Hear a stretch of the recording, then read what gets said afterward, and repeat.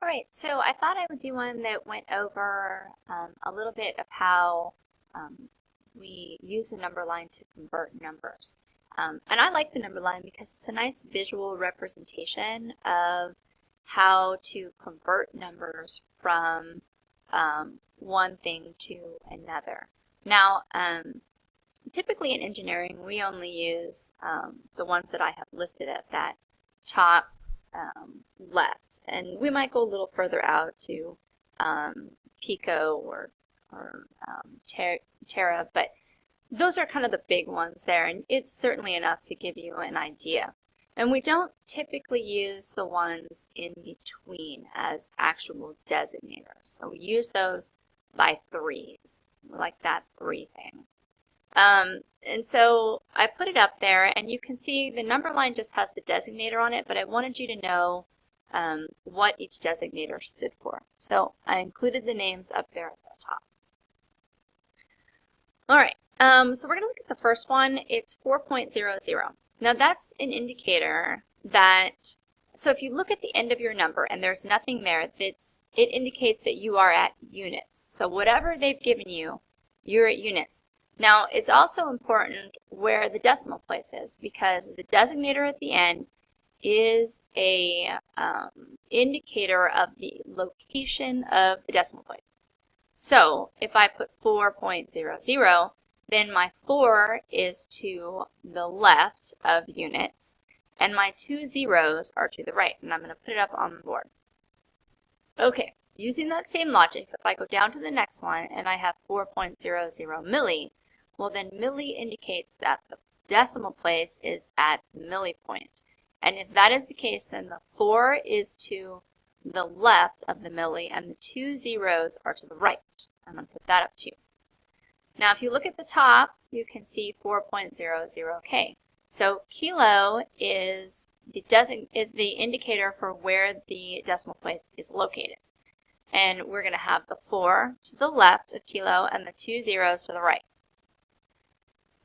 400 micro, so in this case we do not have a decimal place, and that tells us that the decimal place is at the end. So anytime you have a number that doesn't have a decimal place in it, it's an indicator that the decimal exists at the end. So if the decimal exists at the end, we typically leave it out. So in this case, if the decimal exists at the end, the 400 goes before the micro line. So you could even say that this was 0.4 milli, and you would probably see it represented that way more often than 400 micro, because most of the things tend to be abbreviated down to their smallest amount, and the zeros are just placeholders. Okay, 0.400K, again, this would probably have just been put down as 0.4K if you were to see it somewhere, but the decimal place is an indicator for where we are at. So if we're at kilo, the decimal's there, then the 400 are actually to the right of the kilo, and you could even list that as 0.4K or 400. All right, I put this up on the top left because on the last screen we are actually going to look at converting scientific notation to engineering. We'll look at how that works. We don't do it as much in class anymore, so if you want to skip that part, please feel free. But I thought I'd throw it in there just for the edification of everyone. Okay, so here we are. We're going to look at these top 2 first, and they're pretty simple. We're looking at 2 different numbers than the ones we have previously, but the rules are all the same. So 3.62 milli, we put the decimal place at milli, and we put the 3 to the left and the 62 to the right. There we go. There it is on the number line. Now, the same for 6.78K. If the decimal place indicates that it's at K, then we put the 6 to the left and the 7 and the 8 to the right. And there we go. All right, so here's a typical question you might see. 3.62 milli is how many micro? I don't know. Let's check it out. So if I were to put it on the decimal place, I would put my decimal at milli, and I would put the 3 to the left and the 62 to the right. So there we go. Now, I want my decimal to be at micro, so that means I'm going to have to move it from milli over to micro, and that is 3 places to the right. Now, because I have moved past my original number, I'm going to have to put a placeholder in, which we do with zeros. Now, because the decimal place is now at the end of the number, I'm going to just put 3,620 micro and no decimal because it isn't implied that it exists at the end. Alright, next one. 3.62 milli is how many kilo? Well, I don't know. Let's take a look. We'll throw it back on the number line. Now, we're at milli right now and we want to go to kilo. That means we are going to have to go 6 places to the left.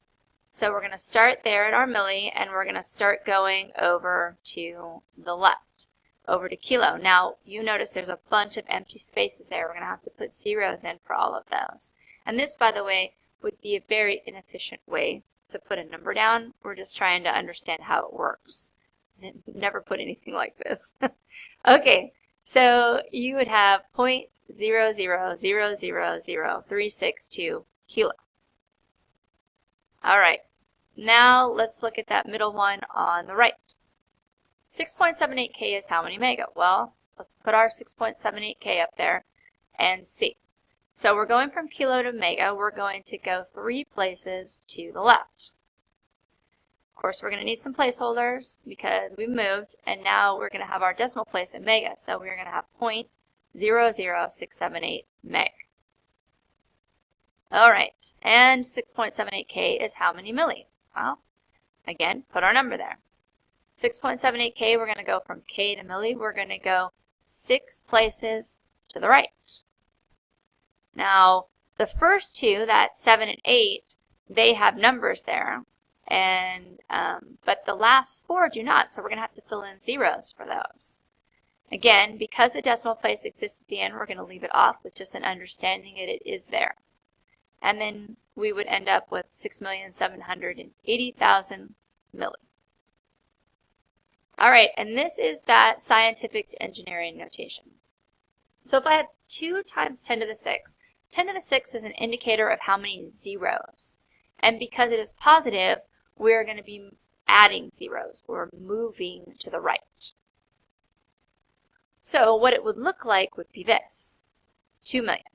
Now, of course, decimal place at that point exists at the end, right? If it's not there, it exists at the end. So if we were to throw it onto our number line, we would see that the easiest way to represent this would be to say it is 2 meg. All right, here's another one. 2 times 10 to the negative 4. Now, this is a negative number. That means we are taking places away. There's an understanding that the decimal place exists to the right of the 2.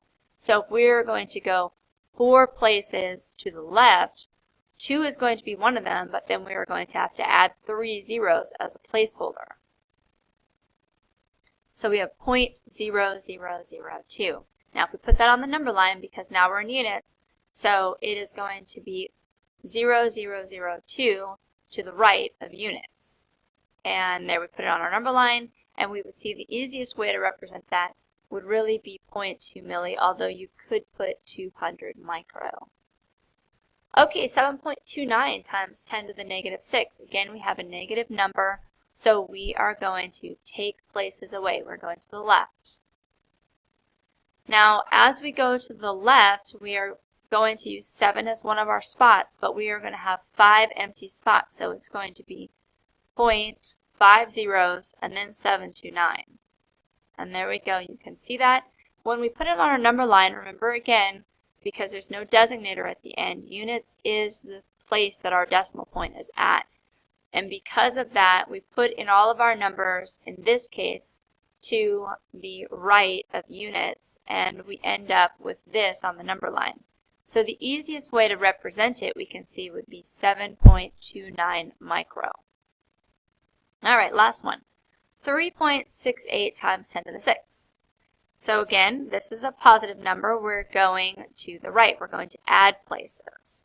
Now, 2 of the places that we're going to add are the 6 and the 8, but we're going to need 4 zeros as placeholders. So we have our 3, 6, 8 0, 0, 0, 0. We put those on with an understanding that the decimal place exists at the end because it is not listed. And so all of those numbers would be to the left of units when we put it on our number line. Now, you look at the number line and you can see the easiest way to represent this would be 3.68 meg. Alright, and that is it for the number line.